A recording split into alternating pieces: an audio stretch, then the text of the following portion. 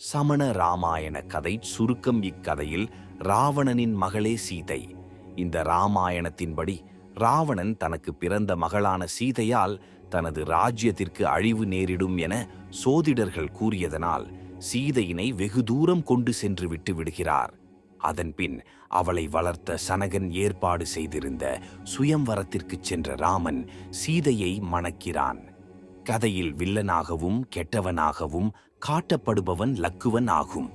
ஒருமுறை நாரதரை ராமன் மதிக்க தவறியதால் நாரதர் தனது நாரத வேலையினை காட்டுகின்றார்.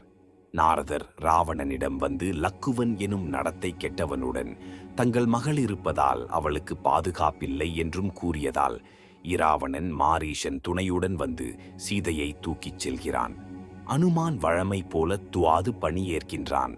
வாலி லக்குவனால் வஞ்சகமாக கொல்லப்படுகின்றான்.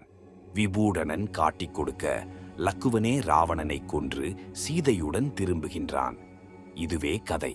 இங்கு ராமன் எனும் கதை நாயகன் சமண மதத்திற்கேற்ப கொலை புரியாத வகையில் கட்டமைக்கப்பட்டுள்ளான. இறுதியில் ராமன் சொர்க்கம் செல்கிறான், லக்குவன் நரகம் செல்கிறான்.